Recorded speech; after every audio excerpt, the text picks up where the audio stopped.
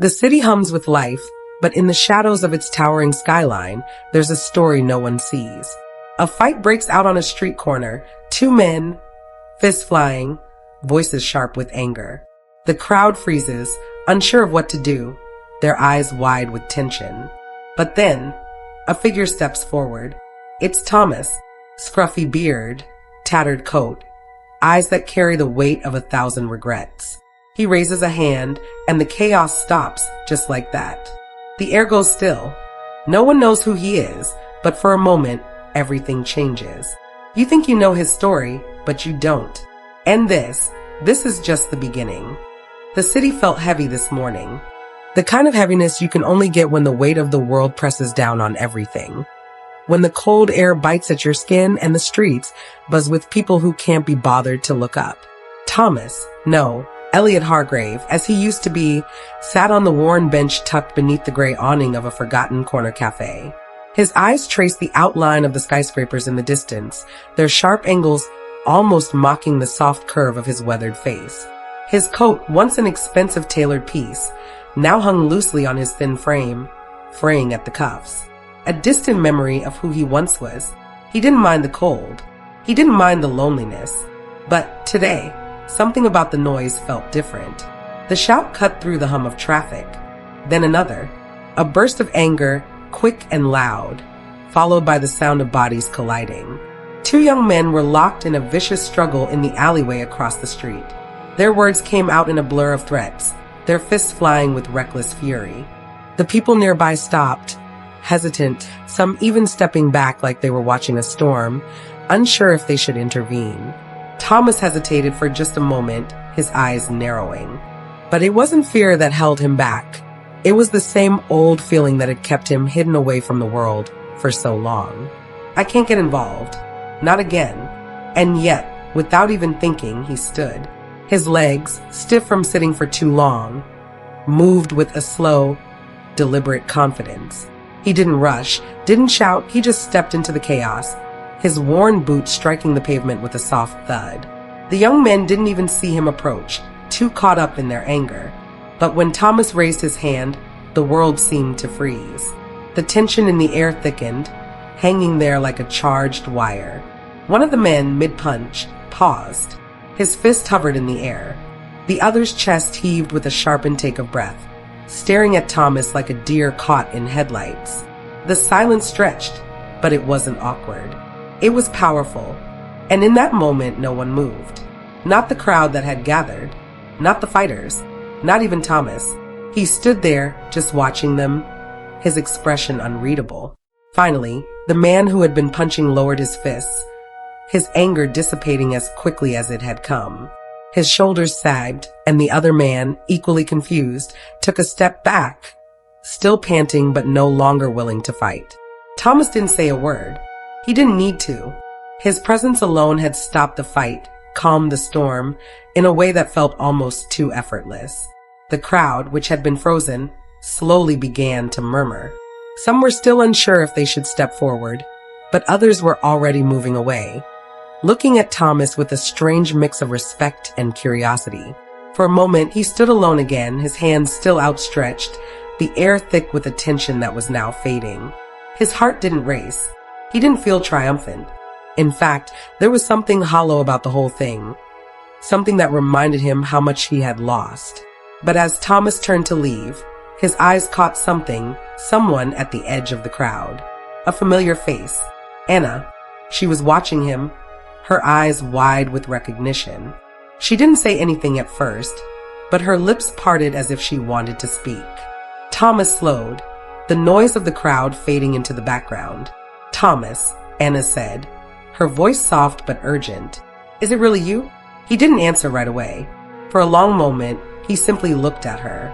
She hadn't changed much, still the same blonde hair, the same warm, concerned eyes that used to look at him with admiration and once love. She was wearing a faded scarf, a sign of the years that had passed. She looked older, worn, but not in a way that came from time. It was the kind of worn that happens when the world asks too much of someone. I didn't think I'd see you again," Anna added, her words laced with a mix of surprise and something else. Was it relief? Thomas shook his head slowly. I didn't think I'd be here either. Her eyes flickered toward the alleyway, where the two men were now walking away, muttering to each other. Then she turned back to him, her gaze sharp. They need you, you know, Anna said, her voice quiet, but there was a weight behind it. The company, your company. It's all falling apart without you. He felt a coldness seep into his chest at the mention of the company. It was like a name he used to know, something once familiar that had since become a ghost. I'm not the man you think I am, he said, his voice low and flat. I don't have anything left. Her face softened, but her eyes didn't waver. That's not true. You still have a choice. Thomas swallowed, unsure of what to say. The weight of the past, his mistakes, his failure, the people he had let down, pressed in on him. He didn't know how to fix what was broken. He didn't even know if he could. For a moment, the two of them just stood there in the middle of the street, lost in the noise of the city. Anna took a step closer, her voice barely a whisper. You can save it, Thomas. The company, everything you built. You can. He closed his eyes briefly, letting the noise of the world wash over him. Then, when he opened them again, he looked at Anna, and for the first time in years, he felt something stir inside him. Something familiar. Something he hadn't felt in a long time. Hope. But even that felt distant. The crowd around them continued to move, indifferent to the moment between them. But Thomas knew that for him, things were about to change. Maybe not for the better. Maybe not in the way Anna hoped. But change was coming, and he wasn't sure he could avoid it. The air felt colder the next morning. The kind of cold that sinks into your bones and doesn't let go. Thomas was back on the same bench from yesterday, though the world around him had shifted in ways he couldn't quite explain. The city, bustling as always, felt farther away now. His mind was a maze of memories, flashes of his old life. He saw himself in that boardroom again, surrounded by sharp suits and polished faces. The life he had built, brick by brick, before it all came crashing down. Victoria Dunn. The name stuck with him like a splinter he couldn't remove. He could still see her face, the smug smile as she took everything he had worked for. Everything. But even now, as his body sank deeper into the bench, he couldn't help but wonder, was he done? Could he really go back? Fight for something that had been reduced to ash? Tom. And his voice cut through his thoughts. He looked up to find her standing there, her hands stuffed deep into the pockets of her coat, her brow furrowed with concern. The streets, the people, everything seemed to pause for a moment, as though even the city knew this conversation was inevitable. I told you not to come back here, Thomas said, his voice rough, almost apologetic. Did you think you could hide forever? She asked, her tone soft but insistent. You think your family doesn't need you? Your legacy? You. My legacy? Thomas interrupted, standing up slowly.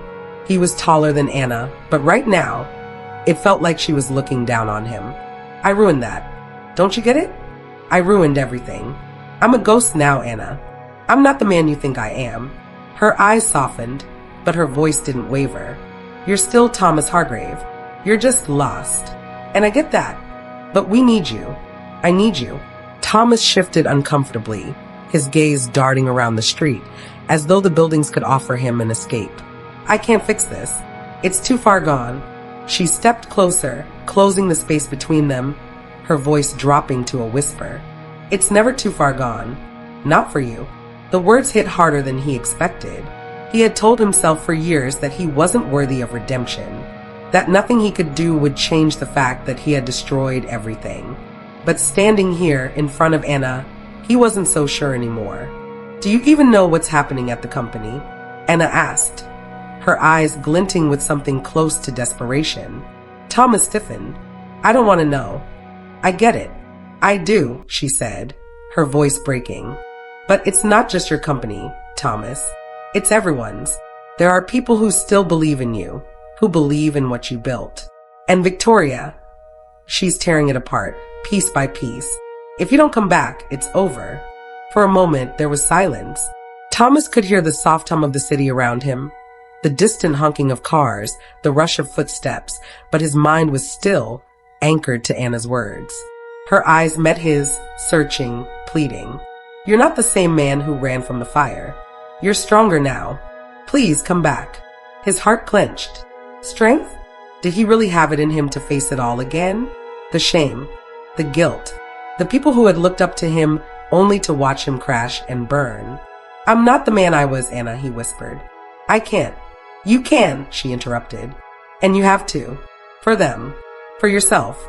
Thomas swallowed hard, and for the first time in what felt like forever, he let himself think about it. What if she's right? What if there was still something to fight for? He could feel the weight of the decision pressing on him, making his chest tighten with the enormity of it all. I don't know if I can, he said quietly, but Anna didn't give up. She was standing there, waiting for him to believe in himself the way she did. I'm not asking you to be the man you were. I'm asking you to be the man you could be, she said softly. You have a chance to make things right. The words hung in the air between them, and for a long moment, Thomas didn't say anything. He simply stood there, fighting the storm raging inside him. But there was something in Anna's eyes that wouldn't let him back away. It was hope. Not the fake, fleeting kind. The real kind. And for the first time in a long while, Thomas felt it too. The next few days blurred together in a haze of half-thoughts and restless nights. Thomas found himself wandering the city streets more than usual, lost in the shuffle of people with lives he couldn't seem to connect to anymore. Each face was a reminder of how far he had fallen. The world kept turning, and he kept drifting, caught between the life he used to have and the shadow of the man he was now. But every so often, his mind would drift back to Anna's words. You're still Thomas Hargrave. You're just lost. Could he really go back? Could he step into a world that had rejected him? A world that had moved on without him? The idea of facing the people he'd once commanded, the board members, the employees, the ones who had looked up to him, was like staring into an abyss. But the more he thought about it, the more he realized something else. He was already living in his own personal abyss. What more could he lose? It was an early morning when he decided to visit the old office. The company headquarters stood tall and proud, a monument to his past, to everything he had created. It looked exactly the same, its glass walls gleaming in the early light. But to Thomas, it felt like a different world. A world he wasn't a part of anymore. He hesitated at the entrance, his hand hovering over the door handle. The familiar smell of polished floors and fresh coffee wafted out to meet him as the doors slid open. He stepped inside, trying to ignore the way his pulse quickened. The receptionist looked up, eyes widening for a fraction of a second, before she quickly masked her surprise with a polite smile. Can I help you, sir? Thomas's voice was rough when he spoke. I need to see someone. Victoria Dunn. Tell her Thomas Hargrave is here. The receptionist's eyes flickered, then widened. Mr. Hargrave? Are you sure? He nodded, the weight of his name almost suffocating. She hesitated for a moment before nodding and picking up the phone. Of course, sir. One moment. As she dialed, Thomas stood there, his heart pounding in his chest. He hadn't set foot in this building in years, and the memories hit him like a wave. He saw his father's face, the pride in his eyes when Thomas had first taken over the company, the way he had promised to make it better, bigger, more than ever. How naive he had been. The receptionist hung up and gestured for Thomas to follow her. Please come with me. They passed through hallways lined with framed photos of the company's history, his history. The walls were decorated with achievements, milestones, awards, everything that once felt like his legacy. Now, it just felt like a distant dream. When they arrived at the executive office, the door was slightly ajar. The receptionist knocked gently, then pushed it open without waiting for a response. Ms. Dunn, she said, her voice soft. Mr. Hargrave is here to see you. Victoria Dunn was sitting behind a large desk, her posture perfect, her gaze sharp. The moment she looked up, her eyes narrowed. For a brief moment, there was recognition in her eyes, followed by something darker, something closer to disdain. Well, Victoria said coolly, her lips curling into a smile that didn't reach her eyes. Look who finally decided to show up. Thomas stood in the doorway, hands in his pockets, trying to keep his composure. I didn't come here for pleasantries, Victoria. I came here to make sure you understand one thing. Her smile didn't falter, but there was something tight in her expression. She leaned back in her chair, arms crossed. "And what's that?" This." He gestured vaguely to the office, to the sleek, polished floors, to the cold power the building seemed to radiate. "This is still mine." "You don't own it." "Not yet." Victoria let out a soft laugh, but there was no humor in it. "You're right about one thing, Thomas. This is still your company. But what you don't seem to understand is that you walked away from it. You've abandoned it. And I've been more than happy to step in and clean up your mess." Her words cut through him, sharper than he expected. The harsh truth of them hit harder than he wanted to admit. She wasn't wrong. He had abandoned the company, the people, and everything he had once cared about. He had been too afraid, too ashamed to face the consequences of his actions. "I didn't abandon it," he said, his voice rough. "I failed it." Victoria stood up now, her heels clicking sharply against the floor. She walked around the desk slowly, a predator circling her prey. "That's the difference between you and me, Thomas. I don't let failure define me. I take what I want and I don't look back." His heart raced, but not from fear. It was anger.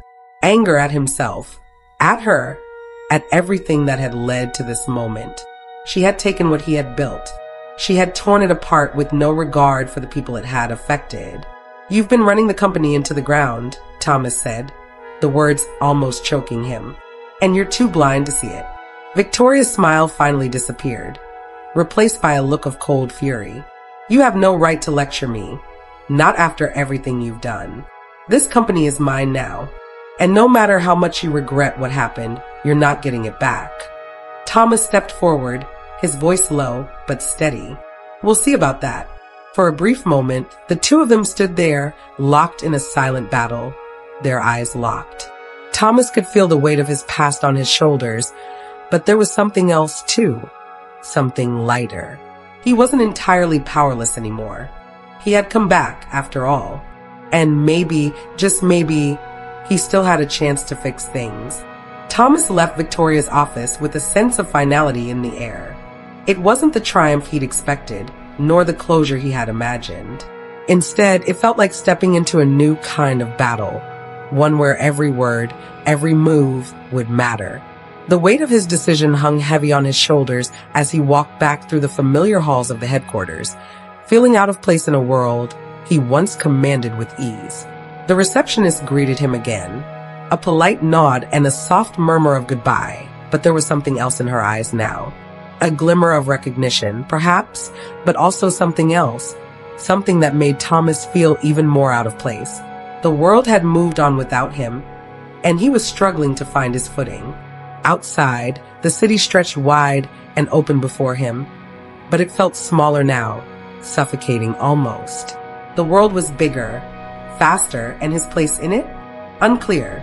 He had walked away from it all once, and now that he had returned, it didn't feel like a grand comeback. It felt like a reluctant second chance, one that he wasn't sure he was ready to take. The morning sun bathed the streets in a warm light, the air crisp and clear. Thomas stepped onto the sidewalk, taking in the hustle of the people around him, their lives moving at full speed while he seemed to be suspended in time. Anna had promised him that he could still fix things, but every step he took felt like he was walking through thick mud. He wanted to believe her. He wanted to find the courage to step back into the life he had once ruled. But the fear, no, the dread, lingered at the back of his mind. What if it was too late? What if he had already missed his chance? The sound of footsteps behind him broke his thoughts, sharp and quick. He turned to find Anna, her face determined, though her eyes still held the same concern as before. She caught up to him quickly, matching his stride. "You're still walking away," she said quietly, without judgment, just an observation. Thomas glanced at her, his expression unreadable. "I'm not sure I belong there anymore." Anna stopped walking and turned to face him, her gaze steady and unyielding. "You do belong there, Thomas, more than anyone else." He sighed, looking up at the sky, as though the answer might fall from the clouds. "I've been gone for too long. The world's moved on. The company's moved on." Her voice softened, a quiet reminder. "Not all of it has. Some of us are still waiting for you." He shook his head, unable to meet her eyes. The truth felt too raw, too personal. It's not that simple, Anna. I'm not the man I was. I'm not the man you think I am. Anna reached out and placed a hand on his arm, her grip gentle but firm. You never have been. You've always been more than that. You just have to remember it. There it was again. That damn glimmer of hope. He wasn't sure he could trust it anymore. Not after everything that had happened. But Anna believed in him in a way he hadn't felt in years. Maybe that was enough to start. Maybe that was what he needed. I don't know if I can fix it, Thomas said, his voice barely above a whisper. You don't have to fix it alone, she replied, her voice steady. But you do have to try. For the first time in what felt like forever, Thomas felt the weight of his own isolation start to lift. Not completely, not by any means. But there was a shift that told him maybe, just maybe, he wasn't as lost as he thought. All right, he said finally, his voice sounding like a vow. I'll try. Anna gave him a small, knowing smile, her fingers squeezing his arm once more before she let go. That's all any of us can do. As she turned and walked away, Thomas stood there for a moment longer, his eyes following her figure as she disappeared into the crowd.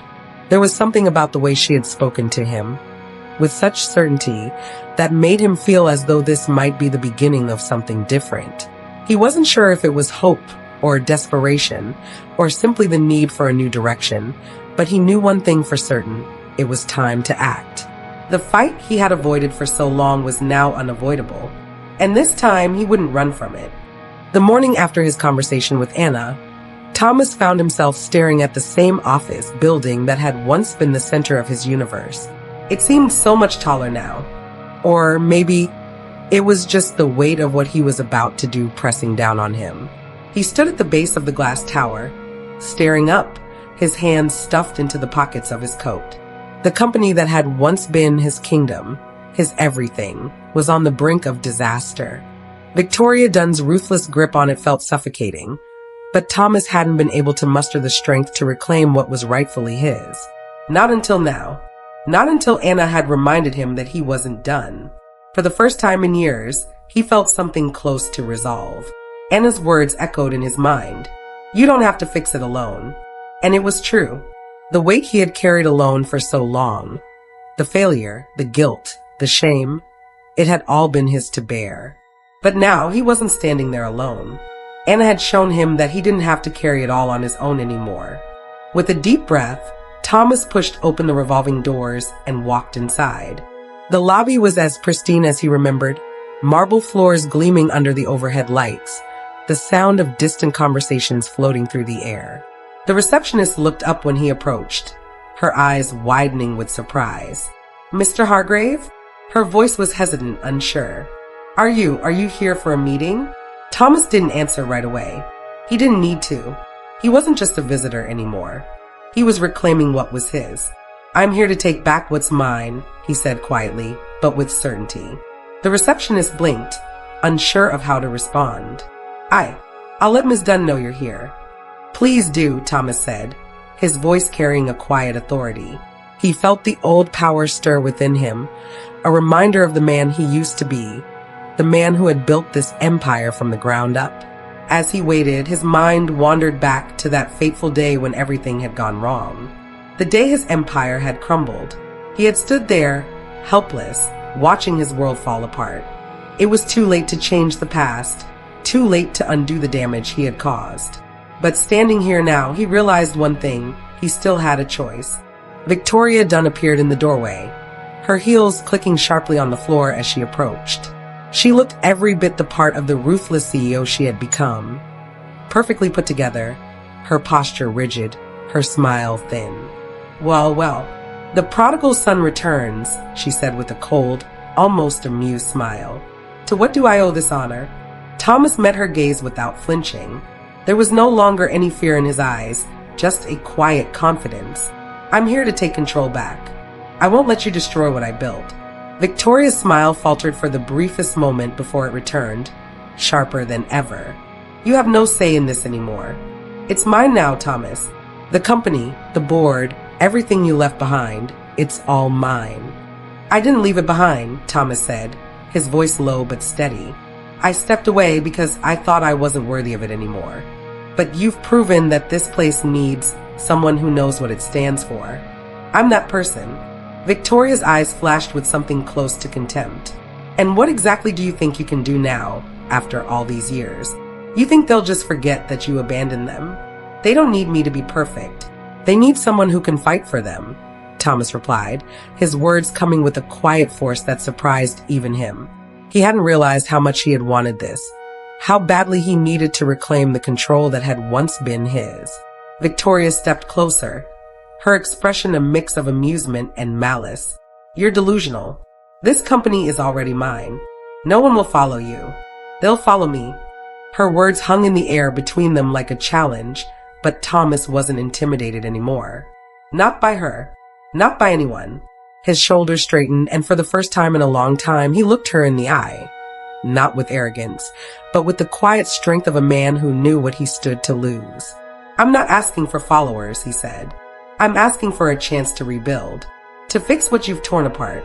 Victoria's smile faded completely as the reality of his words seemed to settle in. "You think you can just waltz back in here, take control, and undo everything?" Thomas didn't respond. He didn't need to. His silence spoke volumes. The tension in the air was thick, like a storm ready to break. Finally, after what felt like an eternity, Victoria broke the silence. "I'll give you one chance, Thomas. One. If you think you can do something with this company, then prove it." Thomas nodded, his eyes never leaving hers. "I'll prove it." As she turned and walked away, her footsteps echoing in the empty hallway, Thomas stood there for a long moment, breathing in the familiar scent of the building. It felt different now, like something was shifting, like the past was finally starting to give way to something new. For the first time in years, he didn't feel like a failure. He felt like a man who still had a purpose, and he was going to fight for it. The next few days passed in a blur of meetings and strategy sessions. Thomas had returned to his office, an office that felt both foreign and familiar, the desk cluttered with papers and old photographs of a life he had almost forgotten. His company, was in shambles, but there was something about being back here that reignited the fire he had thought he'd lost. But it wasn't going to be easy. Victoria's hold on the company was strong, and she wasn't about to let go without a fight. Every step he took felt like a battle. Every conversation a negotiation for something he wasn't sure he could win. Anna had been his constant support through it all, reminding him that the journey wouldn't be smooth, that redemption was never instant. But as the days wore on, Thomas began to feel the weight of his own expectations crashing down on him. Was he really capable of turning this around? Could he truly fix everything he had broken? The office felt like a different place now, the walls closing in on him, the air thick with the tension of unresolved history. As he sat in his chair, staring at the screen of his computer, he felt the crushing reminder of how far he had fallen. The numbers didn't add up. The balance sheets were red. The debt was suffocating, and the investors were starting to get restless. Every step he took forward seemed to come with 2 steps back. But then, something unexpected happened. The door to his office opened, and Anna stepped in, her expression serious, her steps measured. "You're pushing yourself too hard," she said softly, her voice carrying a note of concern. She stood by his desk, arms crossed, her gaze steady. "I don't have the luxury of taking it easy anymore," Thomas replied, his voice tight. "Every decision, every move, it's a matter of survival. The company is on the line, Anna." Anna didn't respond right away. She just watched him for a moment, her eyes filled with a quiet understanding. "You're carrying all of this on your own, Thomas. You're not meant to do that. Not anymore." He turned away from her, looking out the window at the city skyline. "I'm not the man I was. I don't know if I can fix it." "You can, but not by shouldering everything yourself," Anna said gently, stepping closer. "You don't have to be perfect. You just have to be you. The same man who built this place in the first place. You still have that in you." Thomas looked at her, the weight of her words sinking in. He wanted to believe her, but doubt gnawed at him. What if he wasn't the same man? What if he couldn't live up to the expectations, his own and everyone else's? "I've let people down too many times already," he said, his voice softer now. "I don't know if I can face them again." Anna reached out, gently placing a hand on his shoulder. You don't have to do it alone. There was a long silence as Thomas stood there, staring at the papers on his desk, the weight of the past pressing down on him. But something in Anna's touch, something in her unwavering belief in him, was starting to break through. He hadn't realized how long he'd been living in the silence of his own guilt, afraid to face what he had lost. For the first time in years, he allowed himself to feel something else, something lighter. Hope. What now? Thomas asked, his voice quieter, almost hesitant. Anna smiled, a small, reassuring curve of her lips. Now we fight. Together. That night, after everyone had left the office and the building grew quiet, Thomas stayed behind. He sat at his desk, going over the company's financials one more time, his mind sharper than it had been in weeks. There was no magic solution, no quick fix, but there were things he could still do. He could still fight for his people. He could still rebuild. He picked up the phone and dialed a number he hadn't called in years. Hello. The voice on the other end was familiar, but it wasn't the voice he remembered. It was a voice shaped by time and loss.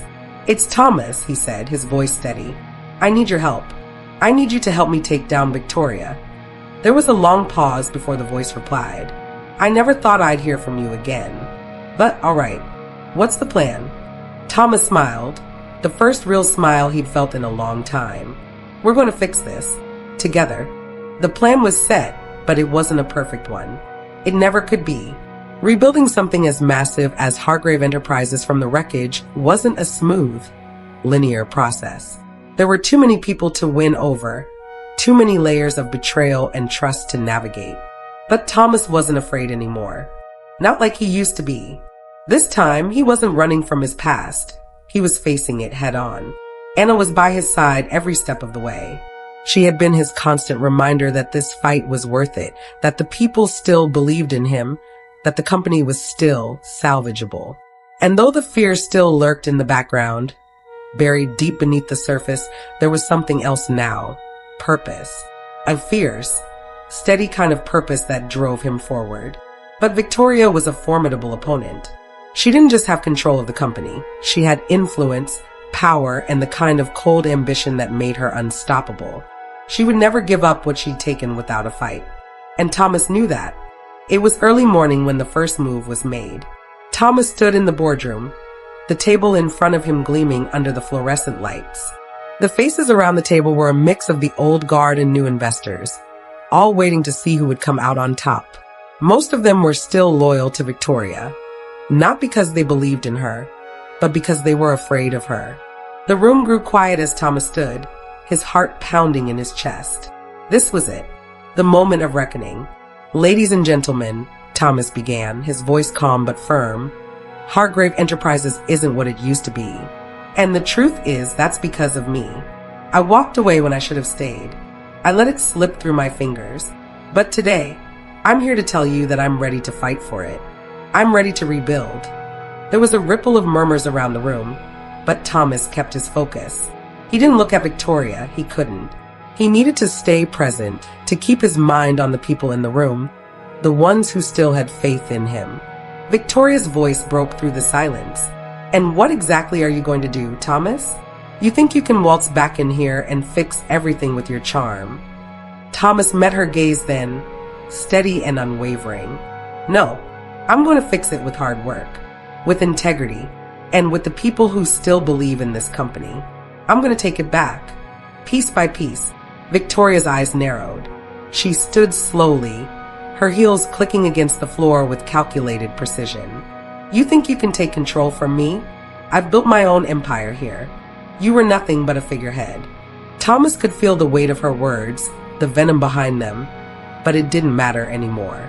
He was done with the past. Done with her. I'm not taking it from you, Thomas said, his voice soft but firm. You're giving it to me. For a long moment, there was only silence. And then, as if the decision had been made for them, the door to the room opened and Anna stepped in, her presence commanding the room. She walked toward the table without hesitation, the papers in her hand as silent testament to the work they'd put in to make this moment happen. Thomas has a plan, she said, her voice steady. A plan that involves rebuilding this company from the ground up. We're cutting the dead weight, focusing on what matters. And if you want to be a part of it, you'll have to get on board. If not, well, there's the door. The board members exchanged glances, unsure of what to make of this sudden change in power dynamics. But the fear of Victoria's rule had been shaken, even if only a little. Thomas could see it in their eyes, the uncertainty, the opening for something new. Victoria's face twisted in anger. You really think you can do this? You really think they'll follow you? I'm not asking them to follow me, Thomas replied, standing tall. I'm asking them to believe in the company, in what it used to stand for, and in what it can become again. I'm asking them to follow us. The tension in the room was palpable, but as Anna set the papers down in front of the investors, something shifted. Slowly, but surely, the tide began to turn. One by one, the board members looked at the documents in front of them. Thomas's strategy for revitalizing the company, the roadmap to stabilize its finances, the plan to rebuild trust with its employees and customers. Victoria's grip on the room was slipping, her confidence faltering. I've given you one chance, Thomas, she said through gritted teeth. Don't expect another. Then I'll take my one chance, he said, his voice unshaken, and I'll make it count. The rest of the meeting passed in a blur. When it was over, Thomas didn't know if he had won. He didn't know if he had the majority or if he had secured the future of the company. But for the first time in a long time, he didn't feel like he was losing. He felt like he was fighting. As he left the boardroom, Anna caught up with him in the hallway. Well, that wasn't easy, she said, a smirk tugging at the corner of her lips. Thomas smiled, the weight of the day settling on him. No, but it was worth it. They walked in silence for a moment, the soft echo of their footsteps filling the empty hall. You're not alone anymore, Anna said quietly, her voice a reminder of the truth he hadn't been able to admit until now. You've got this. Thomas looked at her, the gratitude in his eyes. Yeah, I think I do. And for the first time in years, he allowed himself to believe it.